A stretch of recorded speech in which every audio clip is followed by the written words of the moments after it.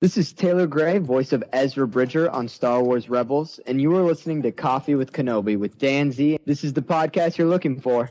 I give you my word. There were never any Jedi here.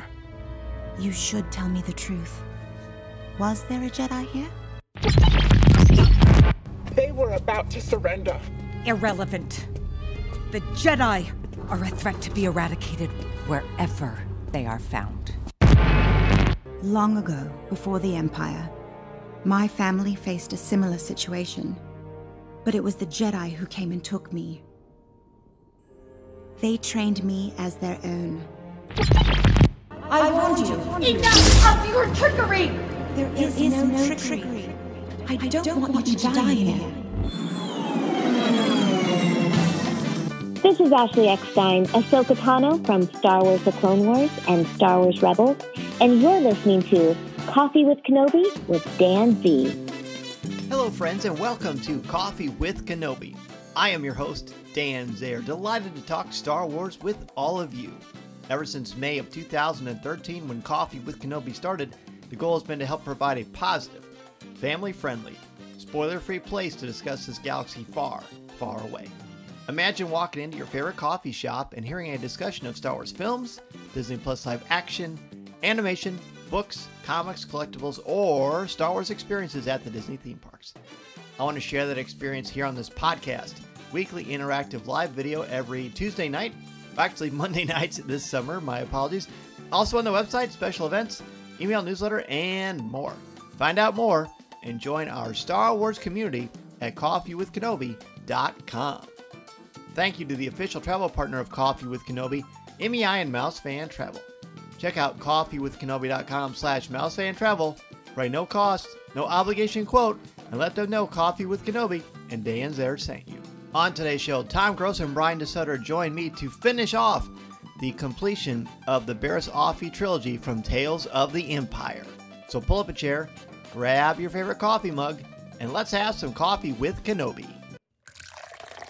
Hello, friends. It is time to finish up the last two episodes of Season 1 of Tales of the Jedi. These are the finale, the two-part finale, I guess. I mean, no, it's not really a two-parter, but it kind of is. Yeah, you'll see as we talk about it, of the Barriss Offee arc of Tales of the Empire. The episodes are the fifth one, which is Realization, and the sixth one, which is The Way Out.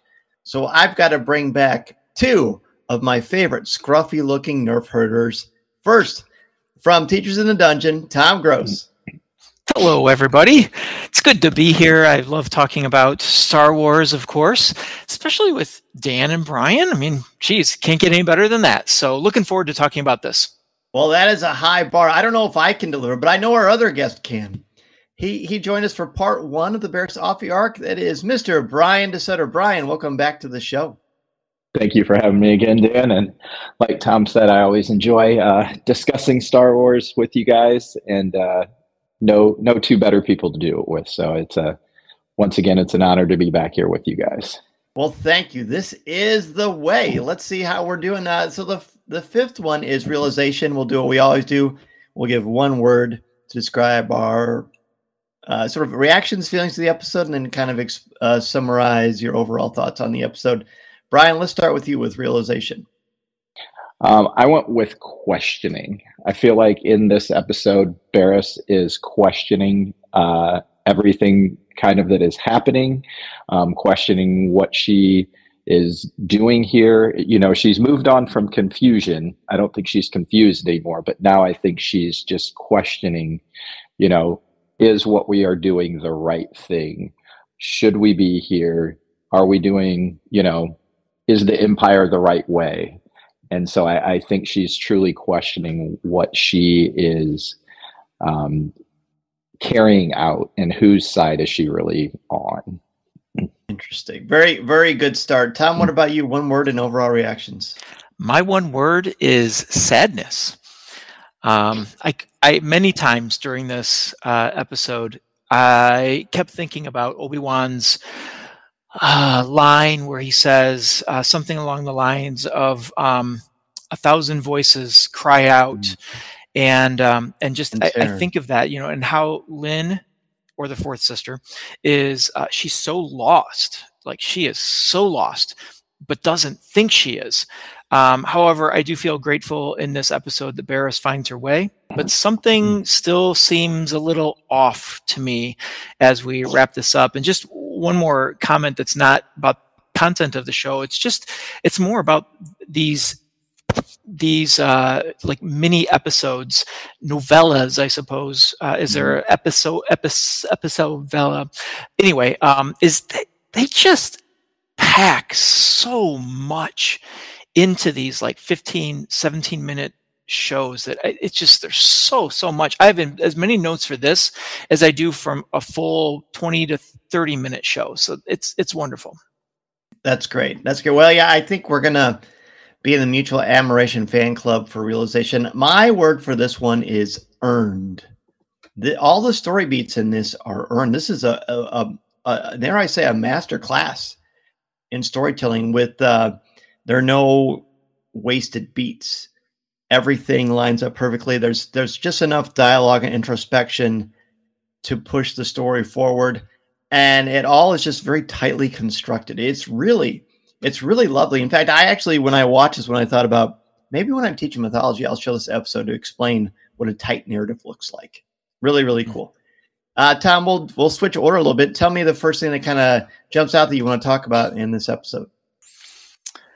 That's a great question to start with. What jumped out at me?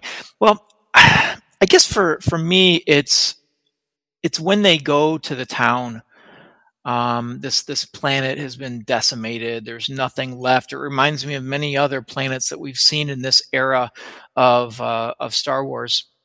But they go to this town and they just walk right in and they say, and the fourth sister says, "Where's the Jedi? Tell us where he is." And what I found interesting about this whole scene, besides being very reminiscent of Reva in the Kenobi series, what I thought was really interesting was how she uses intimidation to get people to do what they want. Barris takes a different path and uses more of a connection with the child. And it's interesting that she goes straight to the child and makes a connection with the child and gets the answer, whereas the intimidation, the scare factor, really doesn't do anything for the fourth sister. So I thought that the techniques of the two of them really showed me where this was headed, that Barris didn't necessarily buy into the Imperial philosophy. I like the Imperial philosophy is something I want to talk about too. Even more so in sort of the Inquisitor's philosophy, but great start. Brian, want to add on that? I want to share your first point. Yeah, I was also shocked by the devastation as they stepped off the ship, and with Barris saying, what has happened here? Why has the Empire allowed this to happen? And Lynn's response is very telling. Again, we will help them once they basically bow to us. They have to show loyalty before we're going to help them out at all. And I just thought that was very telling that, hey, you have to join us before we're going to help. And then the next thing, and it goes into line with what Tom just ended with there, was just, yes, how different the two of them were. Dan, you said last episode that the Empire is always trying to get people to believe half-truths or just flat-out lies. And again, Lynn does that here. She's like, the Jedi can take over your mind and do all these things. And it's like, well, yes, the Jedi can do the mind tricks, but they don't do that to, regular people. And so she's obviously telling a half-truth here. And it again just reinforces the divergent path of what's going to happen in this episode, and what the Empire always tries to do, which is, use intimidation and fear to get people to bow. Whereas throughout history, that that has never worked. if you want people to join you willingly and fight hard and, give their life to a cause, you're not going to do that through fear and intimidation. And over again, we can see this throughout history, and we can see this throughout Star Wars as well, that this tactic doesn't work. Well said. They have truths, I think, is such an important part. So while the fourth sister, whose real name is Lynn, right? Why she says the Jedi can manipulate your mind, but her mind is the thing that's been manipulated, which leads me to my first point. It's when Lynn and Barriss are having a conversation at the very, very onset of the episode. It's about 1:54 in. I've got it queued up right here. She says, how can the Emperor allow this to happen? And then Lynn says, they reap what they sow. When the people show loyalty to the Empire, they will be allowed to flourish, but not before. And then she says, well, let's complete our mission and allow them to prosper. I'm so intrigued by that. I rewound it like 3 or 4 times just to hear. Well, can you rewind something that's digital? Am I showing my VHS age? Is that what's happening? Kids, ask your doctor about what VHS can do for you.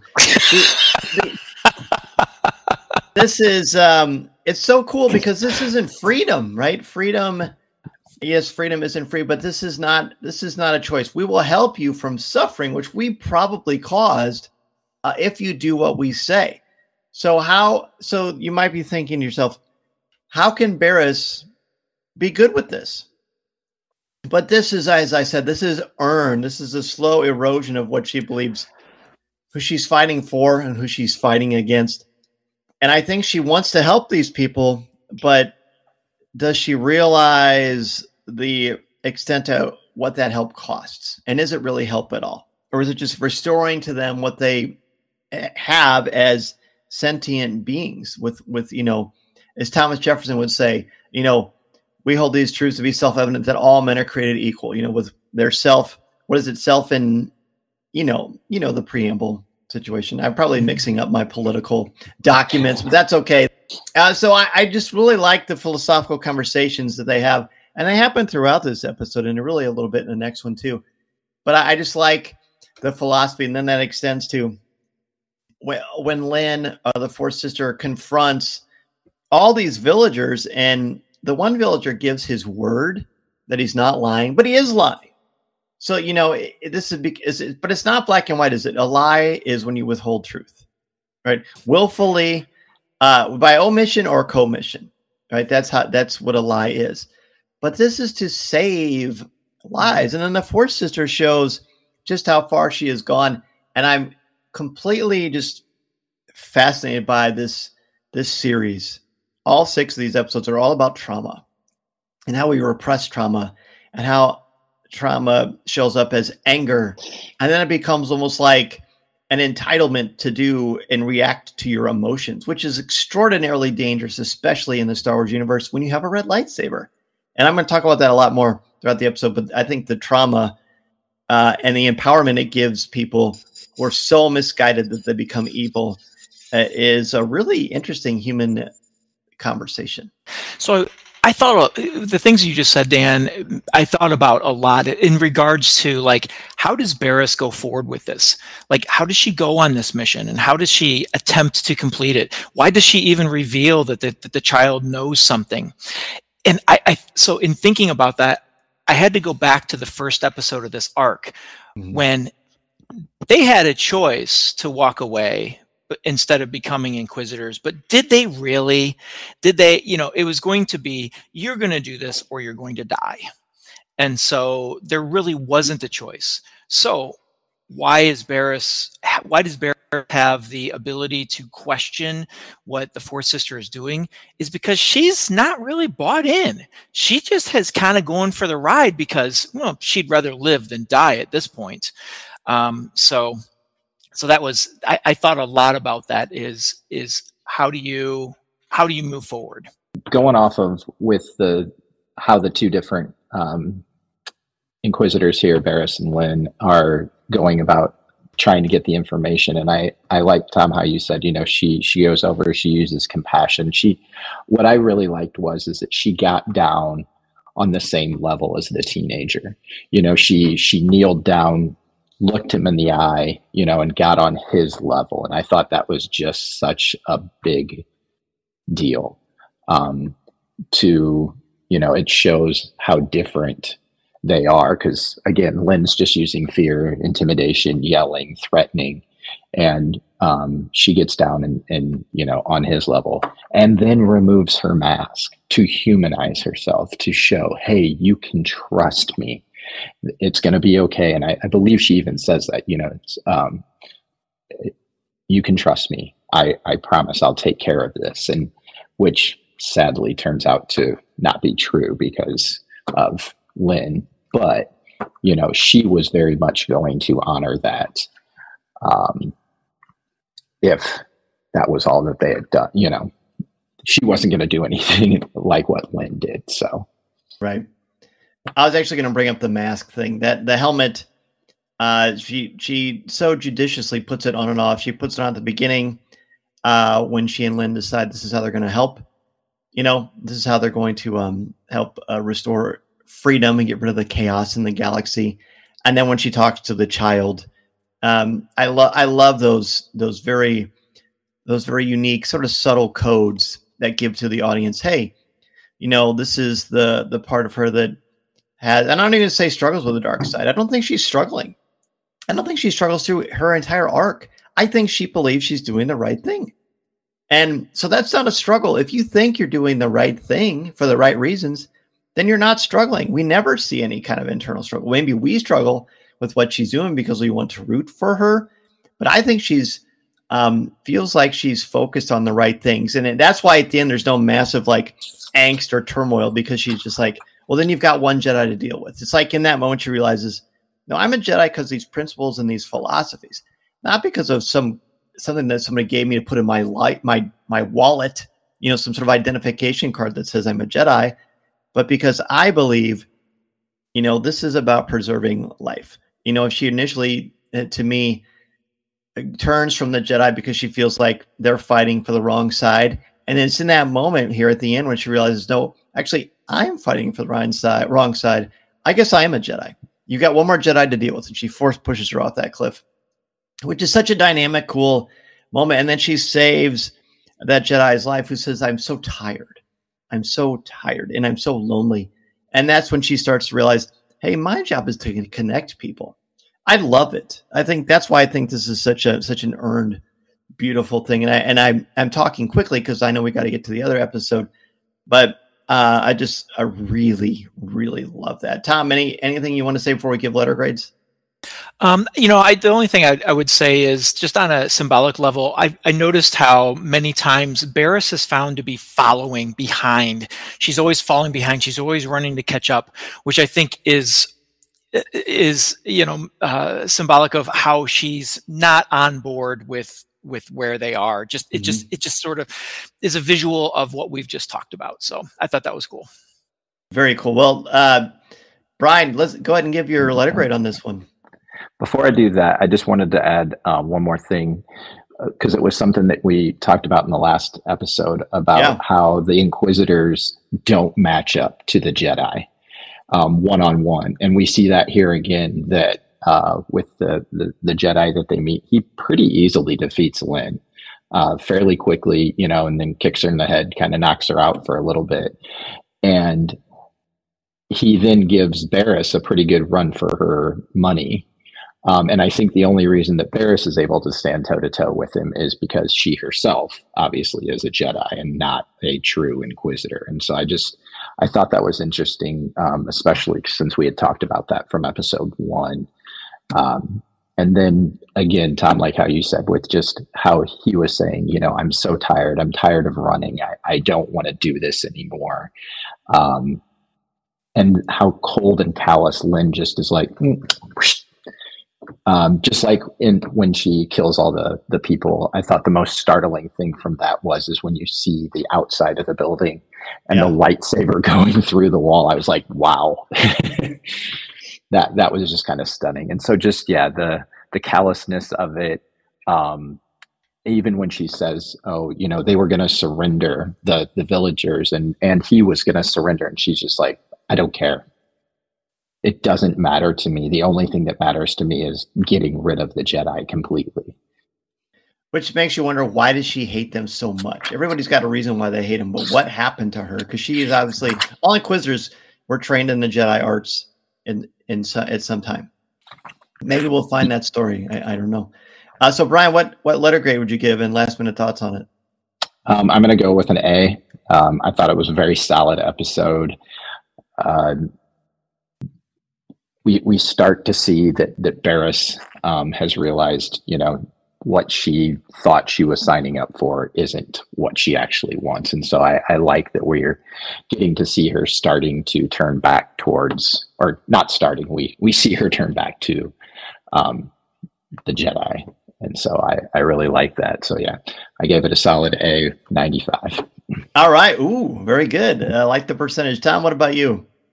Oh, I give this one an A+. It was a masterpiece in storytelling, so much in so little time, and it's the things that we want to see. You want to see how awful a villain can be. You want to see a hero reborn, and we got all of that in here with some pretty serious emotion. So A+ for me.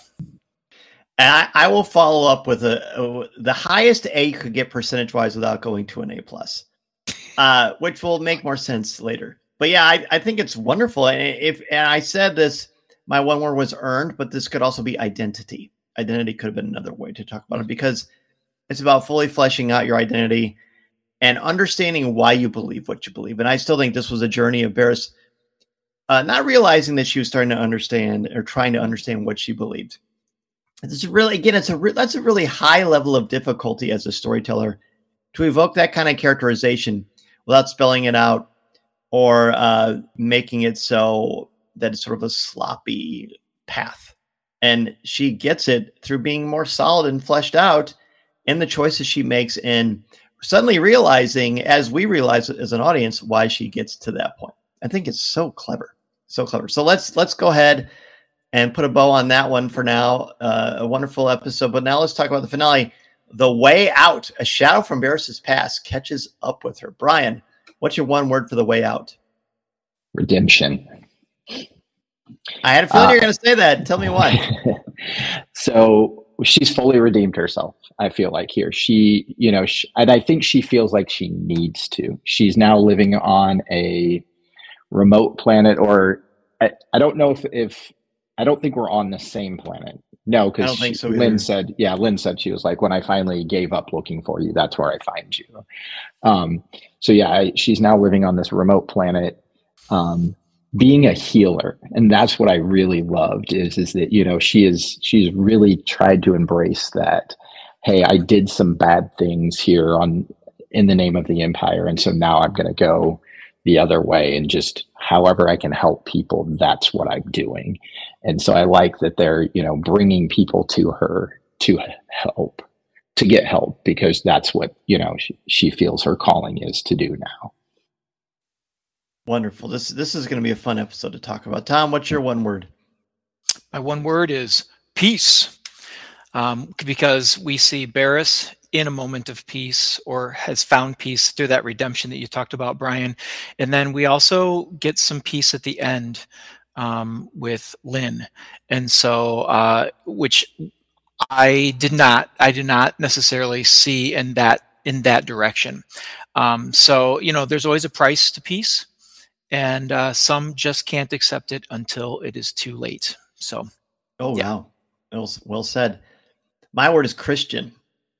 I think this is a wonderfully Christian episode for a lot of pretty standout reasons that get to the heart of the matter of what it means to be a person of love and acceptance and forgiveness, and to find that inner peace, to trust, regardless of the situation or the cost to self, what it means to truly follow that path.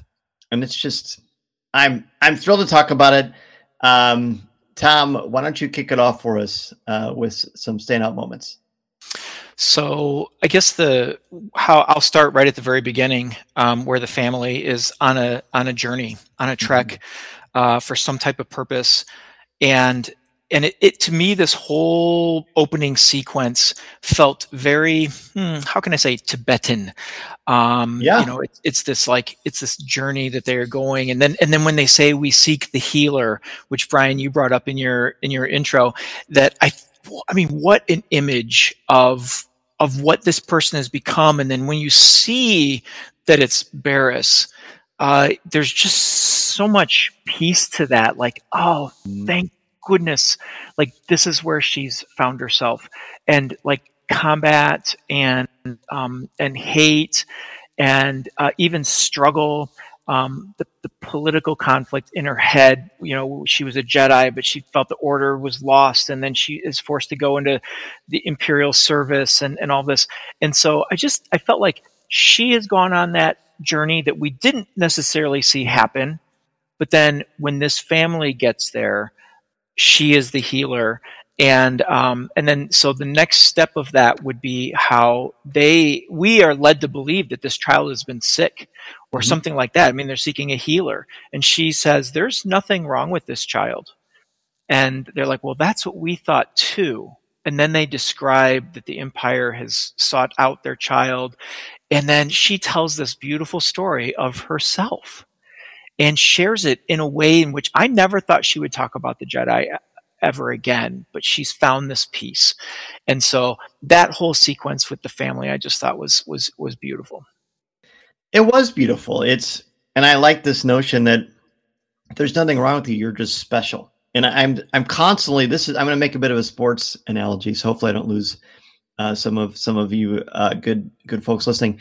But I feel like there's such a habit in our culture of goal shaming people. When people are excellent, I'm not talking about them as people, but I'm talking about as in their craft, whether it's, and I'm sticking to the sports thing because I feel like a superior athlete is the best way to describe a Jedi, right? Because they're able to do things no one can do at great cost and great sacrifice. You think of the Tom Brady's of the world, the Michael Jordans of the world, the Caitlin Clarks of the world.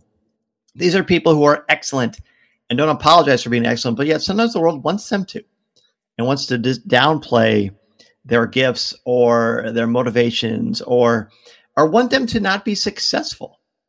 And I think that's just that's a part of what the Emperor does, isn't it? He wants to take away anything that shines a light on the light side of the Force, because he's all darkness and he's all evil. And that's why at the beginning of this, the couple says, we are grateful for your knowledge and kindness. How can we repay you? And she looks at them and she just says, live. Just live. Live a good life. Live to your potential. Be who you are. And I think that is just one of the reasons, and I am getting goosebumps now, that's one of the reasons why I think this is such a tremendously beautiful and Christian episode, because you are not, you are who you are for a reason. And I'm not trying to get didactic here. I'm just thinking that it ties into the theme of Christianity. So you own it and you embrace it and you don't apologize for who you are. Barris is giving them the gift to have freedom and choice, which is what those villagers in the second episode do not get. What anyone who's in the Inquisitorius program does not get. You kill the other people who are your rivals, or you get killed. That's not freedom.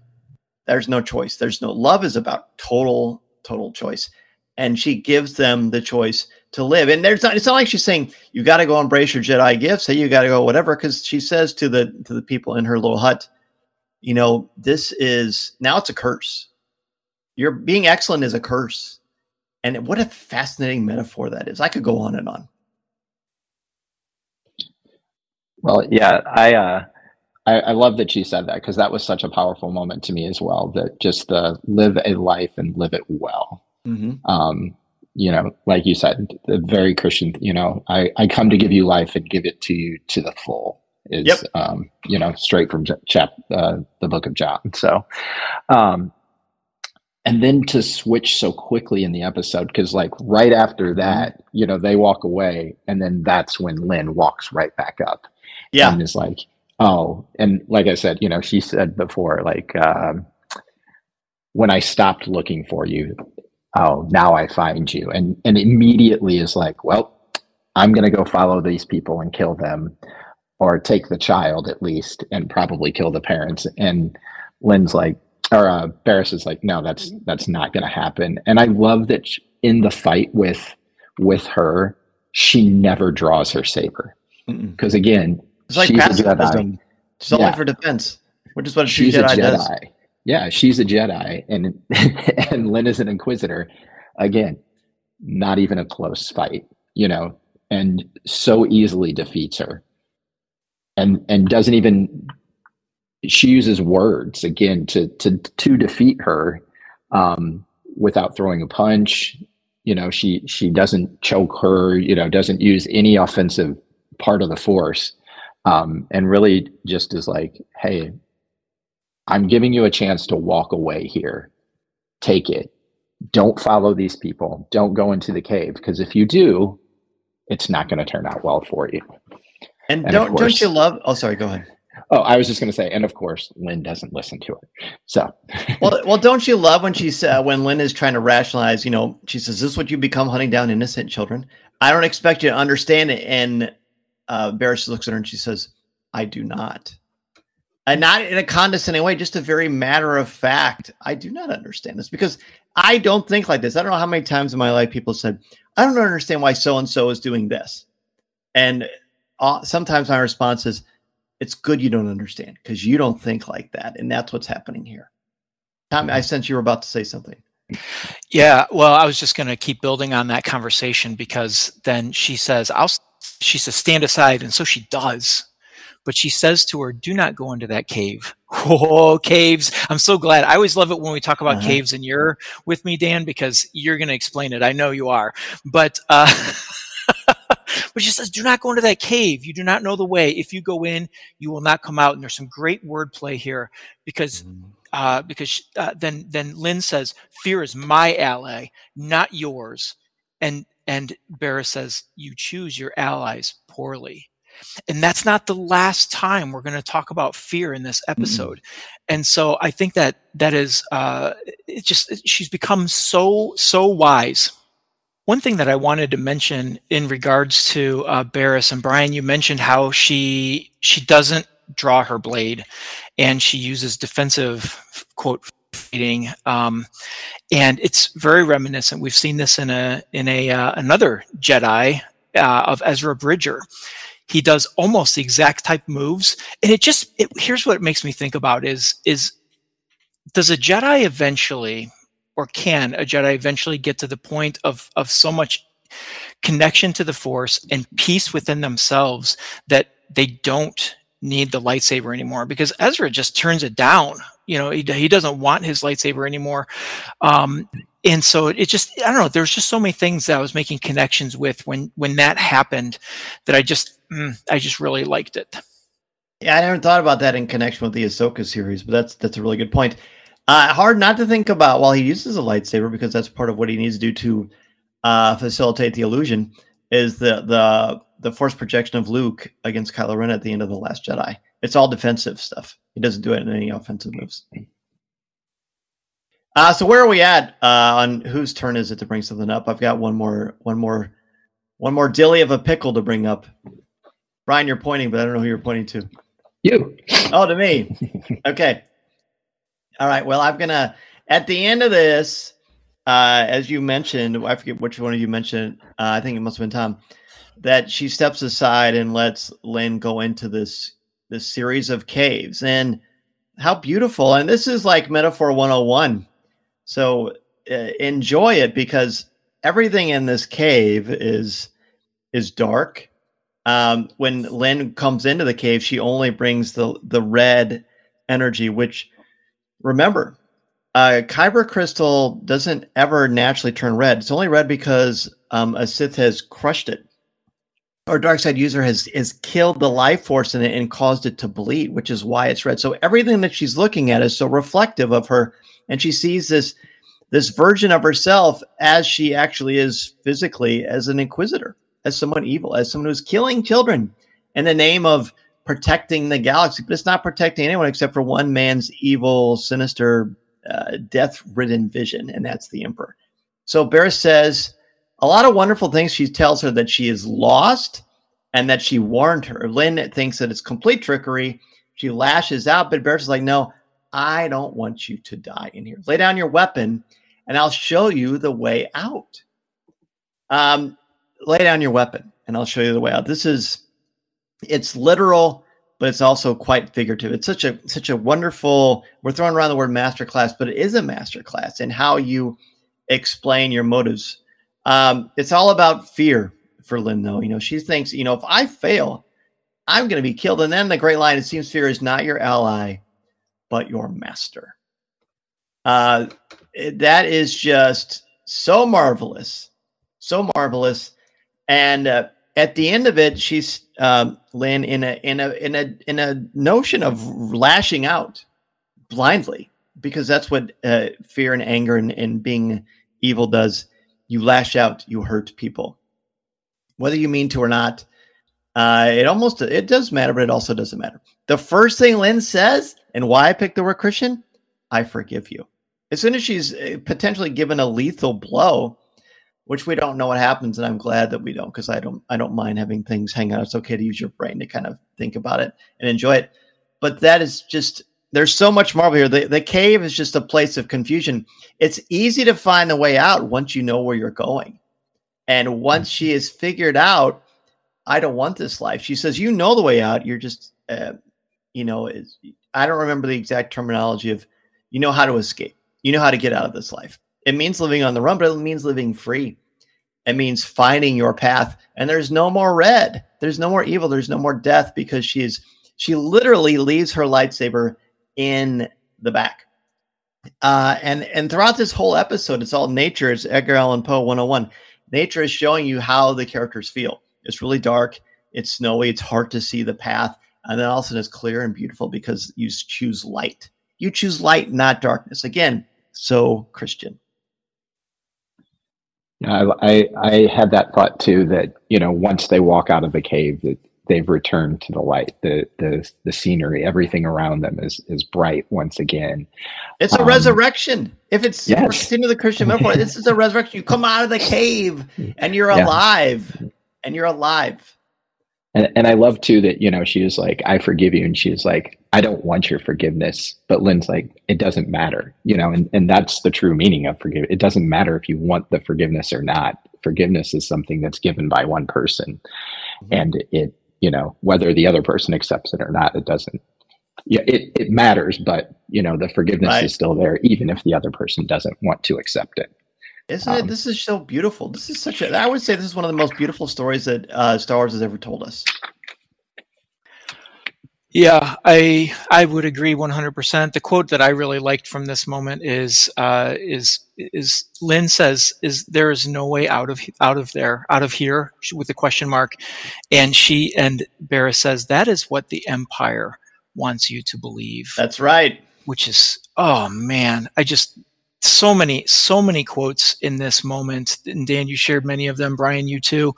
And I guess as a final thought for me on this doesn't really have anything to do with the story, other than it just makes the story even more meaningful. There's a civil war going on right now while this whole thing, the rebellion is on the rise.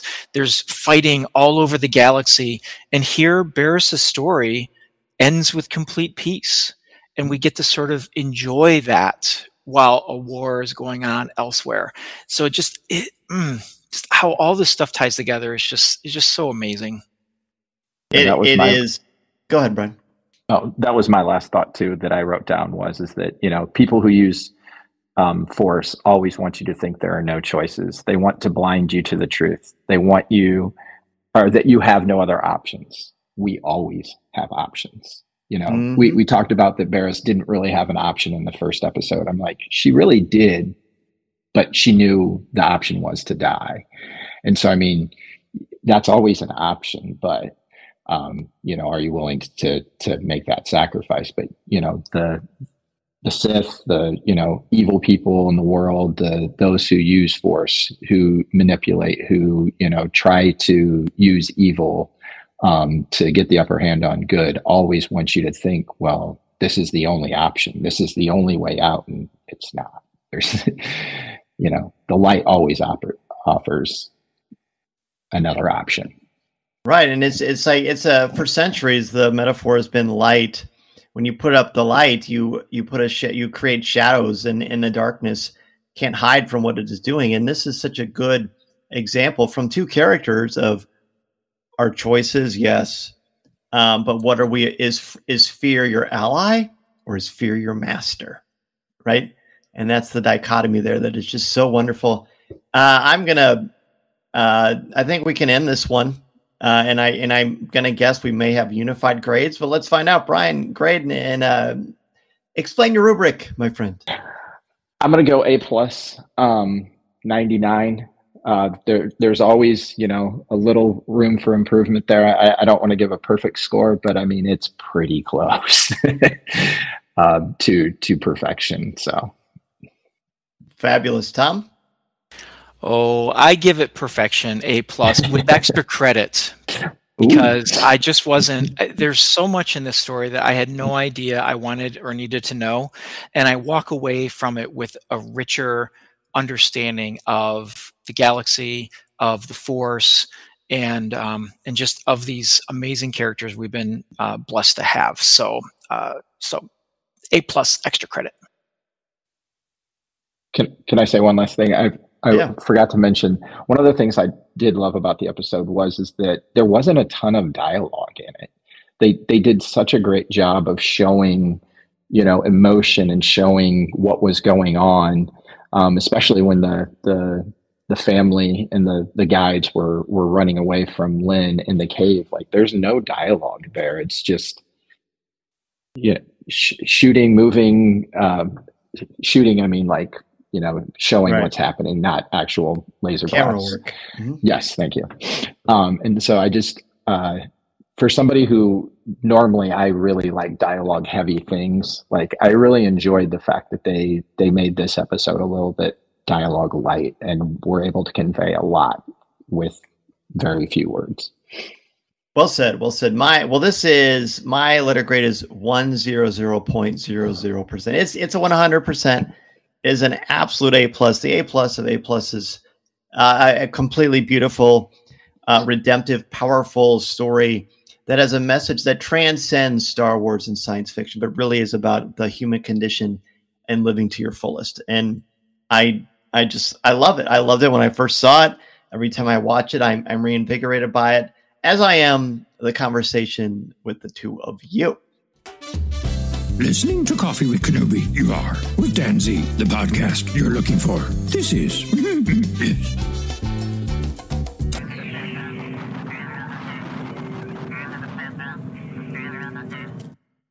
So thank you both so much. I was so excited to talk about these. And after the first episode, and Brian had said to me at work, hey, if you want to have me back on to talk about parts 2 and 3. And I was like, of course I should. Because I wanted to see your journeys with Barriss Offee, who has become a much more of a character I'm so much more drawn to than I was before Tales of the Empire, which is cool, so cool. But Tom, we are very excited to see what's going on with Teachers in the Dungeon. We've got some big things coming from Dungeons and Dragons with an evolution of the Dungeon Master's Guide, the Player's Handbook, the Monster Manual. Did you see the cover for the Dungeon Master's Guide with Venger on it? Oh, most definitely. More, dude. So cool, right? I'm assuming you're going to break it all down for us on Teachers in the Dungeon. Oh, most certainly. Most certainly. We will do that. We've got on Teachers in the Dungeon, we have some great interviews coming up on the show with Jim Zub and his crew that do the young adventurers guides, as well as recapping our Waterdeep adventures and other things. So if you love RPGs and just want to get some of that gaming talk out of the way or into your life, Teachers in the Dungeon is a good place to go for that. So thank you for that. Absolutely. And Brian, I know you've got a nice summer with relaxing and gaming and just getting all kinds of Brian DeSutter mischief. Where can people reach out to you? As always, people can reach out to me on Facebook at Brian DeSutter. And occasionally you can hear me on Teachers in the Dungeon as well with Tom and Dan. And I'll be helping them at the summer camp for the high school here in a few weeks. So thanks for having me back again. You bet. Thank you so much to Brian and Dan for coming on and talking about this really wonderful close to a fabulous arc about Barriss Offee so happily. I mean, I knew I was excited to see it because it's new Star Wars animated content. This really exceeded my expectations. So grateful for it. So grateful for the conversation. And so grateful for learning from each of you. I hope you learned something from the conversation as well. I know I did, talking with Brian and Tom and hearing your thoughts. Be sure to join the conversation on CWK Live next Monday at 7 o'clock p.m. Central Standard Time. We'll talk about the the only three arcs in the Barriss Offee storyline. We'll give your top 5 from all 3. It's going to be hard to narrow them down, but I have faith in you. It'll be really good discourse. All right, now let's talk. There's not really good transition here, but I want to talk about the Coffee with Kenobi and Mouse Fan Travel voyage on the Disney Wish. It has always been a wish of mine to go on the Disney Wish, so what better way to do it than with our Star Wars family here at Coffee with Kenobi. Go to coffeewithkenobi.com/DisneyWish to get your no-cost, no-obligation quote and join us for a lot of special opportunities to experience Star Wars together in our Coffee with Kenobi community. Find out more at coffeewithkenobi.com/DisneyDream. Thanks so much again for joining me, everyone. I will see you on Monday night on CWK Live, and we've got lots of Coffee with Kenobi podcasts coming your way in the next few weeks. I'm Dan Zehr, reminding you that this is the podcast you're looking for. This podcast is not endorsed by the Walt Disney Company or Lucasfilm Limited. It is intended for entertainment and informational purposes only. The official Star Wars website can be found at www.starwars.com. Star Wars, all names, sounds, and any other Star Wars-related items are registered trademarks and/or copyrights of Disney and their respective trademark and copyright holders. All original content of this podcast is the intellectual property of Coffee with Kenobi unless otherwise indicated. This is the podcast you're looking for.